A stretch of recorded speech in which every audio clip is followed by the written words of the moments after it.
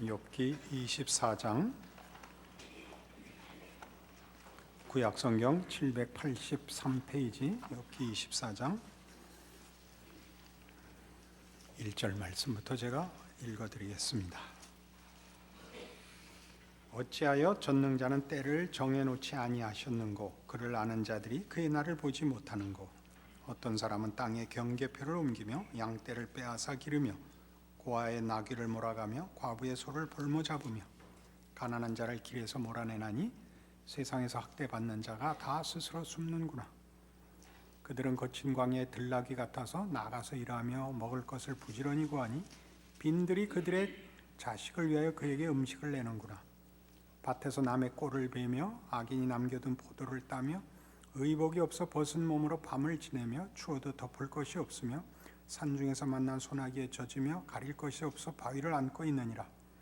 어떤 사람은 고아를 어머니의 품에서 빼앗으며 가난한 자의 옷을 볼모 잡음으로 그들이 옷이 없어 벌거벗고 다니며 곡식이삭을 나르나 굶주리고 그 사람들의 담 사이에서 기름을 짜며 목말라 하면서 술투를 밟느니라. 성중에서 죽어가는 사람들이 신음하며 상한 자가 부르짖으나 하나님의 그들의 참상을 보지 아니하시느니라. 또 광명을 배반하는 사람들은 이러하니 그들은 그 도리를 알지 못하며 그 길에 머물지 아니하는 자라. 사람을 죽이는 자는 밝을 때 일어나서 학대받는 자나 가난한 자를 죽이고 밤에는 도둑같이 되며 간음하는 자의 눈은 저물기를 바라며 아무 눈도 나를 보지 못하리라 하고 얼굴을 가리며 어둠을 틈타 집을 뚫는 자는 낮에는 잠그고 있으므로 광명을 알지 못하나니 그들은 아침을 죽음의 그늘같이 여기니 죽음의 그늘의 두려움을 알미니라. 그들은 물 위에 빨리 흘러가고 그들의 소유는 세상에서 저주를 받나니 그들이 다시는 포도원 길로 다니지 못할 것이라. 가뭄과 더위가 눈 녹은 물을 곧 빼앗나니 스올이 범죄자에게도 그와 같이 하느니라. 모태가 그를 잊어버리고 구더기가 그를 달게 먹을 것이라. 그는 다시 기억되지 아니할 것이니 부르기가 나무처럼 꺾이리라. 그는 임신하지 못하는 여자를 박대하며 과부를 선대하지 아니하는도다. 그러나 하나님이 그의 능력으로 강포한 자를 끌어내리시나니 일어나는 자는 있어도 살아남을 확신은 없으리라. 하나님은 그에게 평안을 주시며 지탱해 주시나 그들의 길을 살피시도다. 그들은 잠깐 동안 높아졌다가 천대를 받을 것이며 잘려 모아진 곡식 이삭처럼 되리라. 가령 그렇지 않을지라도 능히 내 말을 거짓되다고 지적하거나 내 말을 헛되게 만들 자 누구랴. 이 도움을 받지 않으면 하나도 모를 본문입니다. 이게 무슨 얘기인지. 이 23장과 24장은 지난주에도 그리했다시피 둘을 함께 묶어놓고 봐야 됩니다. 23장은 이거였습니다. 욥이 대답하여 이르되 오늘도 내게 반항하는 마음과 근심이 있나니 내가 받는 재앙이 탄식보다 무거움이라. 이 개역 개정이 이렇게 번역을 했는데 개역판에는 오늘도 내가 혹독히 원망하노니 이렇게 되어 있습니다. 그게 또 우리 마음에 와 닿는 표현일 것입니다. 그리고 내가 어찌하면 하나님을 발견하고 그의 처소에 나아가랴. 어찌하면 하나님 앞에 나아가 그를 만나 하소연을 하고 답을 들을까. 8절 그런데 내가 앞으로 가도 그가 아니 계시고 뒤로 가도 보이지 아니하며 그가 왼쪽에서 일하시나 내가 만날 수 없고 그가 오른쪽으로 돌이키시나 배울 수 없구나. 23장 전체가 뭐였냐 하면 하나님 억울합니다. 만나 주십시오. 내 호소를 들으시고 응답해 주십시오. 만나기만 하면 하나님이 내 말을 듣기만 하면 그냥은 못 가십니다. 그렇게 23장은 호소를 하면서 24장에 들어오면 그런데 하나님은 제때 안 만나 주시더라 이거죠. 그러니까 24장 1절이 어찌하여 전능자는 때를 정해 놓지 아니하셨는고. 그러니까 잘못하면 그때 꾸짖어야 되고 잘하면 그때 복을 주셔야 되는데 안 그러더라 말이죠. 그래서 2절 보면 어떤 사람은 땅에 경계표를 옮기며 양떼를 빼앗아 기르며 고아의 나귀를 몰아가며 과부의 소를 볼모 잡으며 가난한 자를 길에서 몰아내나니 세상에서 학대받는 자가 다 스스로 숨는구나. 학대받는 자가 다 숨는다는 건 저들이 득세한단 말이죠. 악한 자가. 그리고 5절 이하에는 그들은 거친 광야의 들나귀 같아서 나가서 일하며 먹을 것을 부지런히 구하니 빈들이 그들의 자식을 위해 그에게 음식을 내는구나. 이렇게 밭에서 남의 꼴을 베며 악인이 남겨둔 포도를 따며 이렇게 하고 싶은 대로 다 하고 학대하고 착취하고 마음껏 죄를 저지르고 있는데, 의복이 없어 벗은 몸으로 밤을 지내며 추워도 덮을 것이 없으며 산중에서 만난 소나기에 젖으며 가릴 것이 없어 바위를 안고 있느니라. 가릴 것이 없어 바위를 안고 있는 건 정말 심각한 겁니다. 그죠? 이런 말도 안 되는 비극이 있고, 이게 말도 안 되는 어떤 악행과 불의가 큰 소리를 치고 있고, 11절 그 사람들의 담 사이에서 기름을 짜며 목말라 하면서 술투를 밟느니라. 악행하는 자들 사이에 치여서 산단 말이죠. 고래 등에 새우가 등이 터져서 산단 말이죠. 성중에서 죽어가는 사람들이 신음하며 상한 자가 부르짖으나 하나님이 그들의 참상을 보지 아니하시느니라. 그 제때에 답하지 아니하시는 거. 그러니까 하나님 왜 안 만나 주십니까? 지금 안 만나 주시면 도대체 어떻게 하시겠다는 겁니까? 이런 이제 하소연이죠. 지금 살려 주셔야지. 나중엔 만나 주셔도 소용이 없습니다. 그런데 그런 일이 세상에 많더라 이거죠. 악한 자가 그 잘못하는 일에 벌을 받지 않고, 어려운 일을 당할 이유가 없는 약한 자들이 자기네 억울함을 또한 누구한테서 보상받거나 이렇게 보호를 받지 못한단 말이죠. 13절 이하는 광명을 배반하는 사람들은 이러하니 그들은 그 도리를 알지 못하며 그 길에 머물지 아니하는 자라. 사람을 죽이는 자는 밝을 때 일어나서 학대받는 자나 가난한 자를 죽이고 밤에는 도둑같이 되며 가늠한 자의 눈은 저물기를 바라며 아무 눈도 나를 보지 못하리라고 얼굴을 가리며 어둠을 틈타 집을 뚫는 자는 낮에는 잠기고 있으므로 광명을 알지 못하나니 그들은 아침을 죽음의 그늘같이 여기니 죽음의 그늘의 두려움을 알미니라. 밤에 하죠, 밤에. 아침도 밤같이 여긴다고요.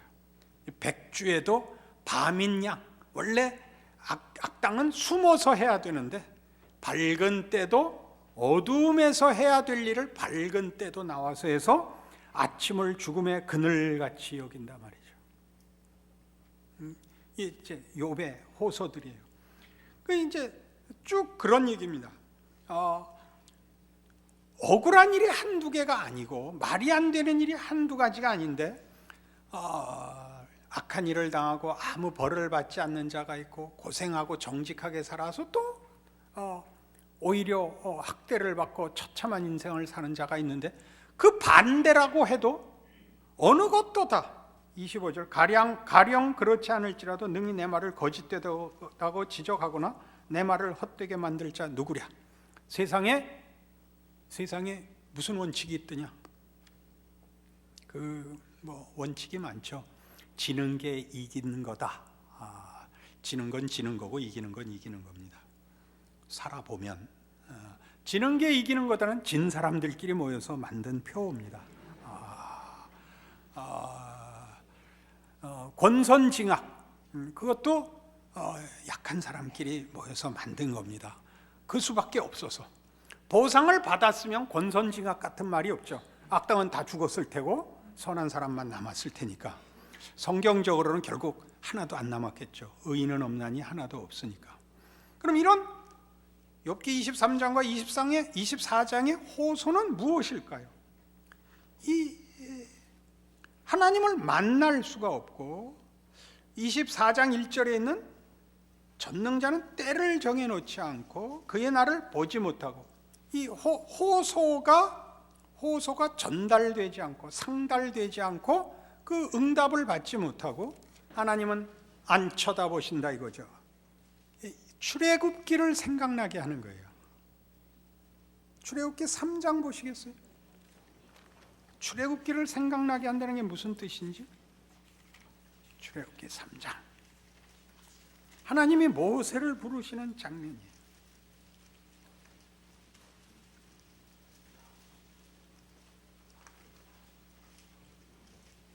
떨기나무에서 이제 하나님을 만납니다.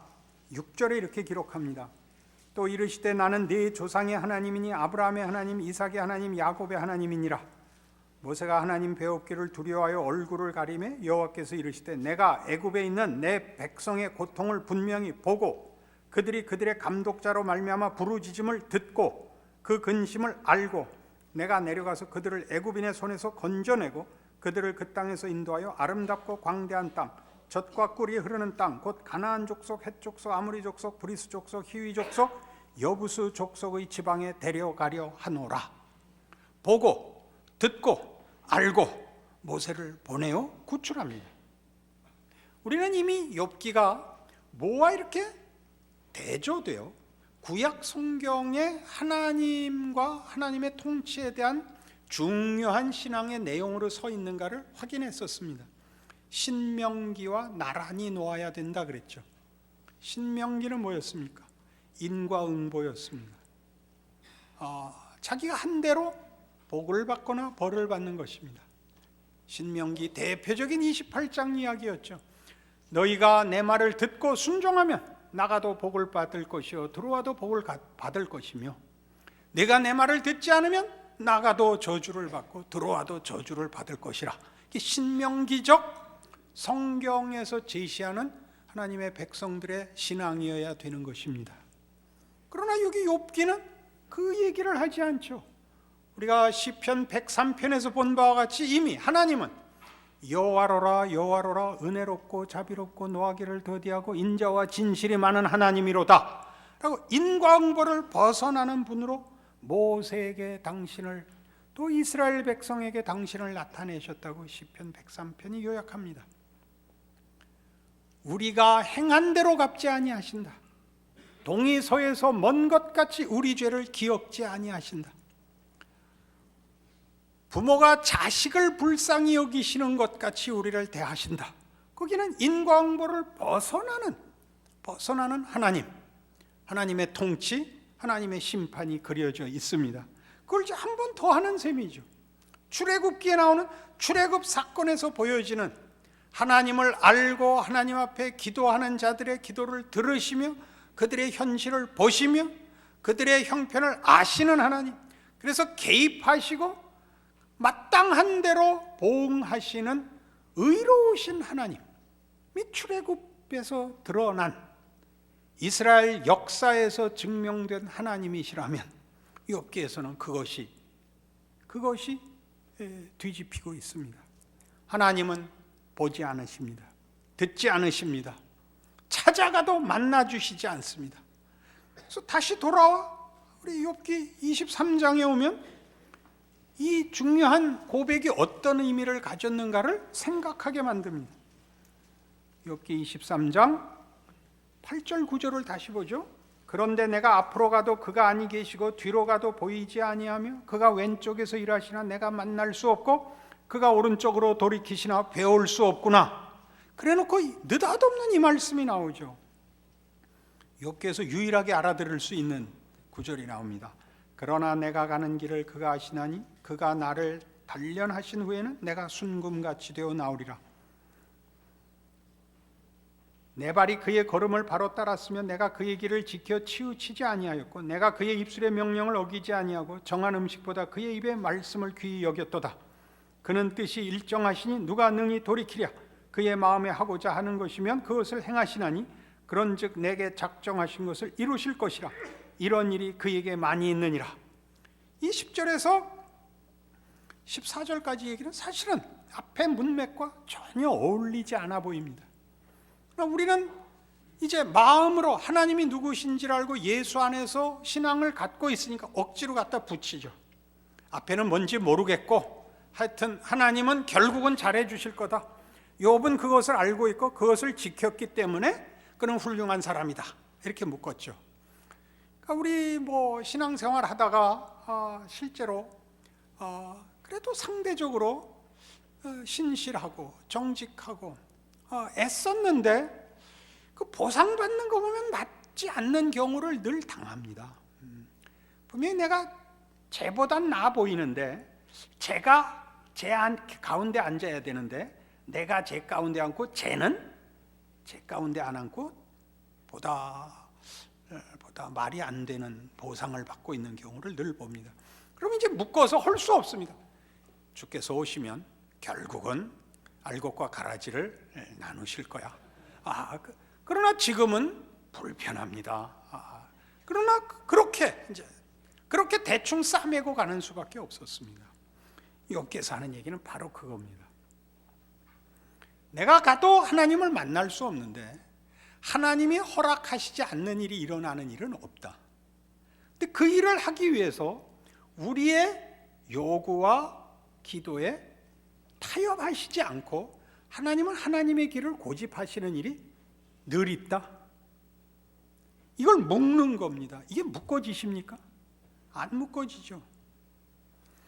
우리는 하나님이 내가 이해하고 내가 소원하고 내가 상대적으로라도 다른 사람보다 나은 조건을 갖고 있으면 내 소원을 이루어줘야 맞다고 생각합니다. 성경은 그렇게 얘기하지 않습니다. 하나님의 길을 우리는 모른답니다. 이게 다시 그렇게 하죠.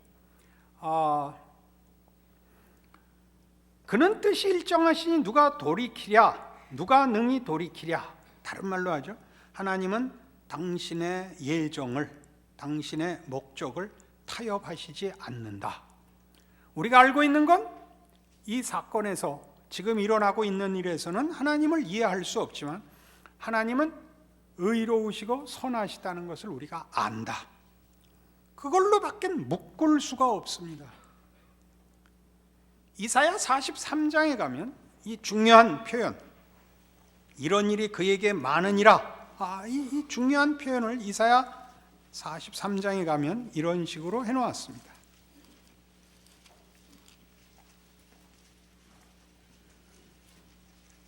10절 말씀부터 보죠. 구약성경 1020페이지입니다. 나 여호와가 말하노라. 너희는 나의 증인, 나의 종으로 택함을 입었나니 이는 너희가 나를 알고 믿으며 내가 그인 줄 깨닫게 하려 함이라. 나의 전에 지음을 받은 신이 없었느니라. 나의 후에도 없으리라. 나 곧 나는 여호와라. 나 외에 구원자가 없느니라. 내가 알려주었으며 구원하였으며 보였고 너희 중에 다른 신이 없었나니 그러므로 너희는 나의 증인이요 나는 하나님이니라. 여호와의 말씀이니라. 과연 태초로부터 나는 그이니 내 손에서 건질 자가 없도다. 내가 행하리니 누가 막으리요. 나는 여호와라. 나는 그라. 나는 그라. 이게 이제 아까 우리 출애굽기 3장에서 하나님이 모세를 불러 그의 뜻을 모세에게 알리고 명령을 줄 때 모세의 질문에 한 답입니다.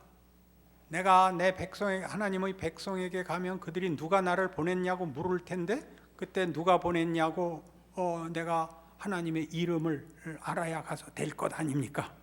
나는 스스로 있는 자니라. 여기는 나는 그니, 그는 뜻이 일정하시니, 지금 욥기 23장 표현입니다. 24장에서 보는 이 말이 안 되는, 왜 악당에게는 벌을 내리지 않는가? 왜 의인에게 보상하시지 않는가? 하나님은 왜 그때를 감추시는가? 지금이 그때 아닌가? 아니다. 하나님은 하나님의 뜻이 있으시다. 그래서 우리의 소원과 우리의 요구와 간격을 유지하시고 그의 뜻을 이루시는 분이다. 이런 일이 그에게 많다. 그가 가진 뜻을 누가 돌이키겠느냐? 이게 이제 욥기 23장과 24장의 말입니다.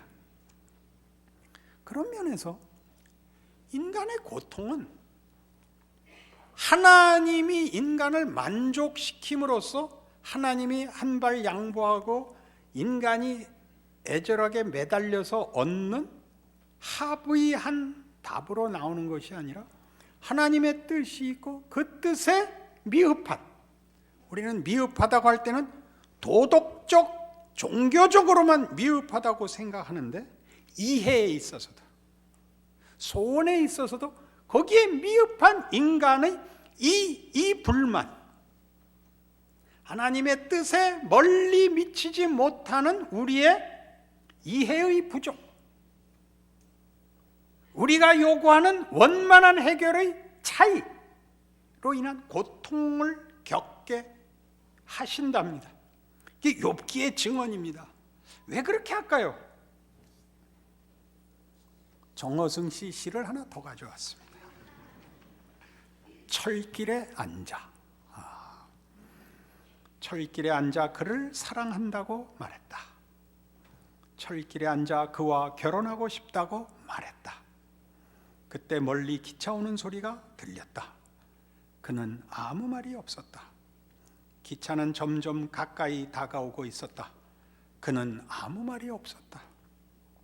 코스모스가 안타까운 얼굴로 나를 쳐다보고 있었다.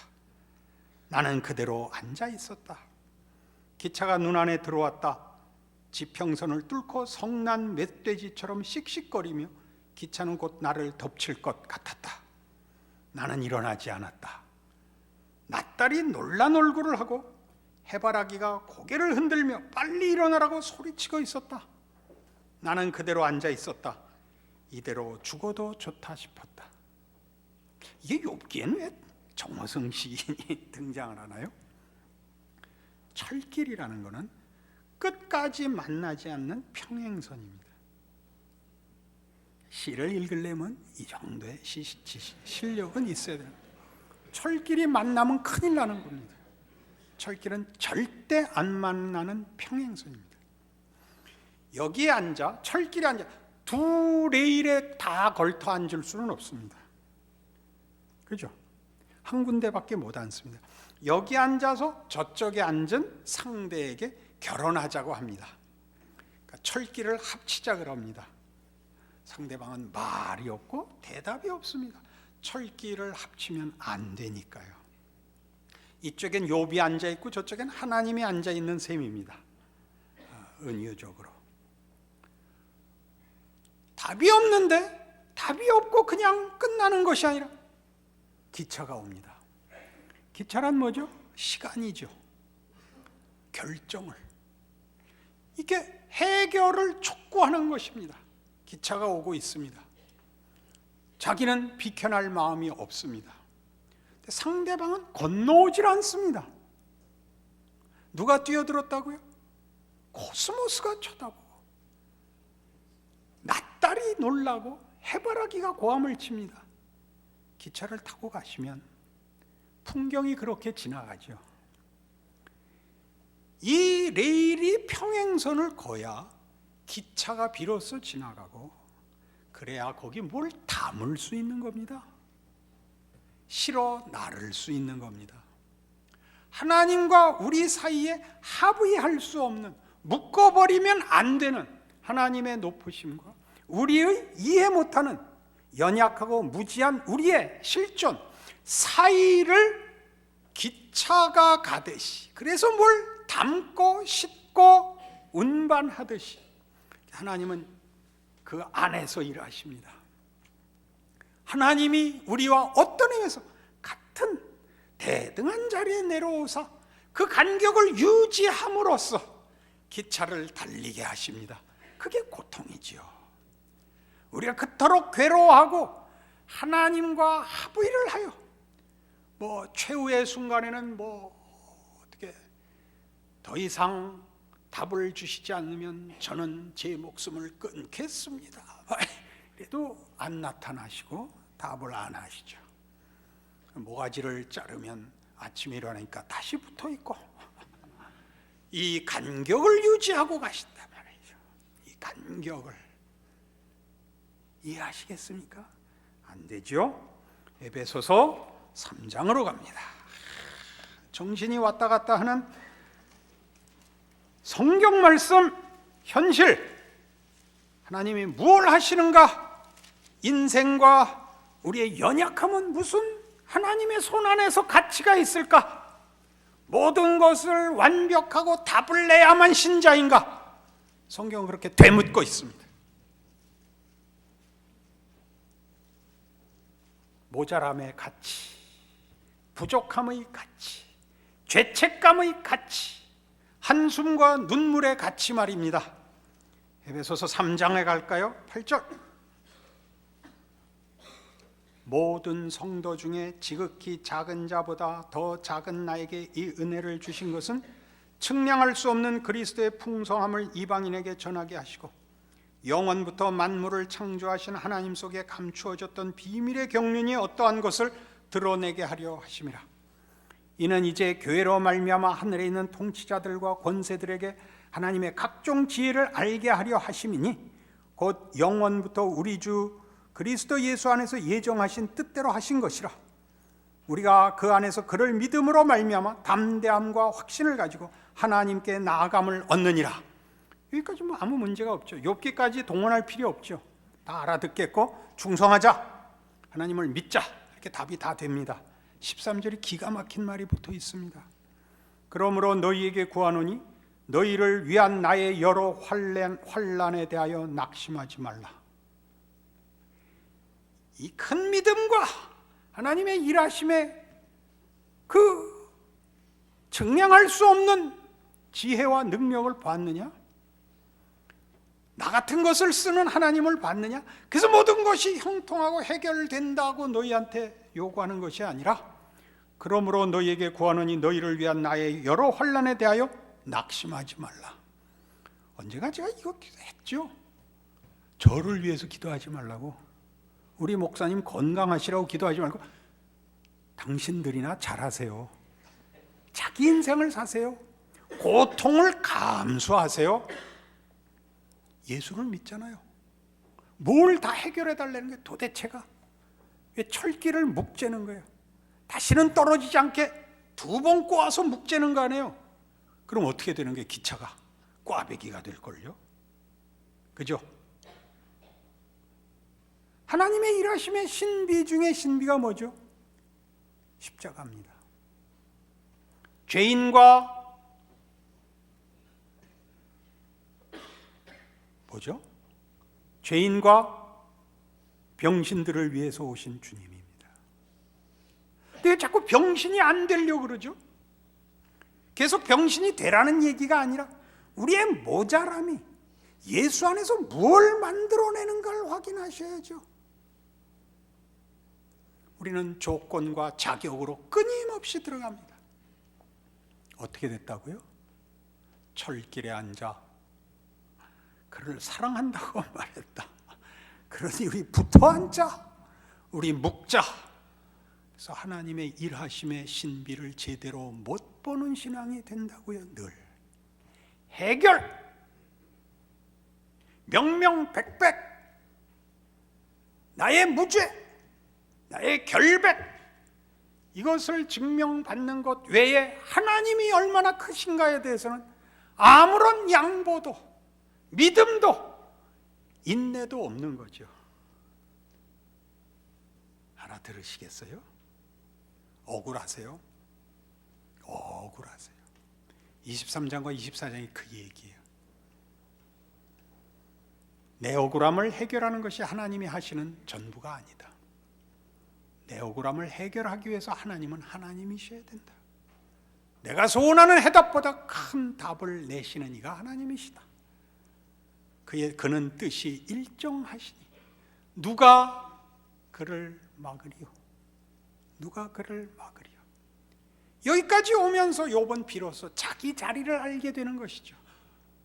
하나님을 믿으면, 하나님이 누군지를 알면 이 자리에까지 나와야 되는 것입니다. 그것이 창세기 34장에서는 야복 나루토의 씨름으로 나옵니다.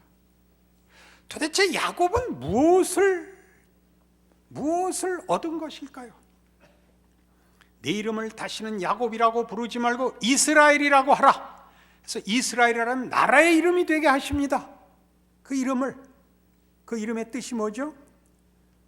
하나님과 더불어 겨루어 이겼음이라. 뭘 이겼을까요? 무얼?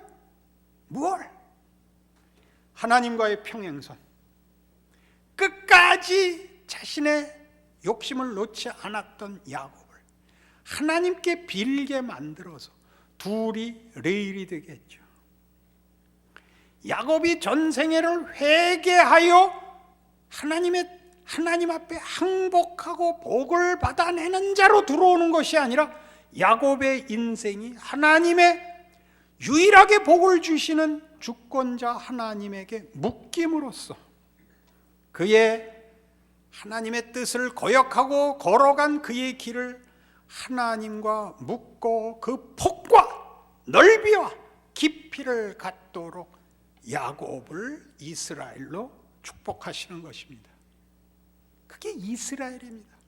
이스라엘의 역사에 나타나는 그들의 불평과 비명과 기적과 축복과 능력과 약속과 배신과 포로로 쫓겨가는 것까지 다 묻고 하나님이 누구신가에 관한 증언이며 인간이 누구인가에 관한 증언이며 그럼에도 불구하고 무너질 수 없는 이스라엘의 역사와 같은 인간이라는 존재의 하나님의 뜻과 형상으로 약속한 하나님의 약속의 영원함에 대한 이해입니다. 못나서 울부짖는 밤이 있습니까? 고치려고 하는 것보다 먼저 죄책감을 없애고 탓할 것이 없는 사람이 되는 것이 기독교 신앙의 최우선 과제가 아니라 하나님을 붙잡고 있는 한 쓸모있게 된다. 이 역전과 반전, 하나님을 사랑하는 자, 곧 그 뜻대로 부르심을 입은 자들에게는 모든 것이 합력하여 선을 이룬다가 무엇인가를 아는 자리에 나가시라고 욥기가 42장이나 있다 그랬습니다. 못 알아들으시는 건 좋은데 표정을 그렇게 하진 말라고. 그렇죠? 알아듣는 것 같이 더 생각해 보겠노라고. 성경 말씀입니다. 그러니 기억하고 신자로 산다는 게 무엇인지 한 번 더 생각하십시오. 답이 없는 게 꼭 답이 없는 거냐? 해결이 안 되는 게 꼭 손해고 잘못이냐? 한 번 더 생각해 보십시오. 우리가 하나 어려움을 겪고 억울함을 당하고 하는 것 모두가 보편적 인생에 대한 어떤 증언이요? 어떤 위로요? 어떤 격려요? 어떤 경고요? 그렇지 않습니까? 잘못한 사람, 미련한 사람에 대하여 받는 우리의 어떤 유익, 어떤 순종과 지성과 헌신에 대해서 갖는 도전, 그런 유익, 그렇게 하나님은 우리가 알 수 있도록 하나님의 무한하심과 인간의 유한함 사이를 묶고 기차를 달리게 하십니다. 그게 인생이죠. 코스모스도 보시고 해바라기도 만나시고 낫달도 만나십시오. 하나님이 우리에게 누구신가를 기억하여 우리에게 일어난 모든 현실을 하나님을 알고 하나님의 일하심을 확인하고 하나님의 자녀라는 사실에 대하여 모든 것을 견딜 수 있는 신앙으로 묶으십시오. 그것이 욥기가 주는 교훈입니다. 기도하십시다. 하나님 아버지 은혜를 감사합니다. 우리 평생에 가지는 죄책감, 우리의 못난 것, 한심함, 어떻게 해볼 수 없는 죄성, 이것까지 다 묻고 하나님 일하신다는 사실에 놀랍니다. 하나님, 모든 성경에 기록된 하나님의 사람들이 확인하고 항복한 것은 저들의 위대함과 저들의 성과가 아니라 하나님에 대한 항복이었습니다. 주의 이름에 대하여 놀라고 주의 일하심에 놀랐습니다. 하박국이 그랬습니다. 하나님에 대하여 놀랍니다. 나라가 망해가는 자리에서도 하나님 한 분만을 인하여 내가 노래할 수 있다, 찬양할 수 있다, 소리 높여 기록했습니다. 그렇습니다. 그것은 우리 모두에게 허락된 하나님의 자녀가 가지는 그 커다란 특권입니다. 우리의 인생을 망칠 수 있는 것은 없습니다. 하나님의 자녀입니다. 우리의 못난 것도 하나님의 은혜와 기적과 자비와 능력 안에서 선을 이룰 것입니다. 그러므로 두렵고 떨림으로 현실을 살아야 합니다. 내 인생을 살아야 합니다. 다른 것으로 핑계대지 않아야 합니다. 한 번밖에 못 사는 인생입니다. 믿음으로 사는 인생을 제대로 살아 기적과 하나님이 일하시는 그 신비와 하나님의 영광을 맛보는 귀한 삶이 되도록 이 저녁 주신 말씀으로 우리를 묶어 주시옵소서, 힘 주시옵소서. 예수님 이름으로 기도합니다. 아멘.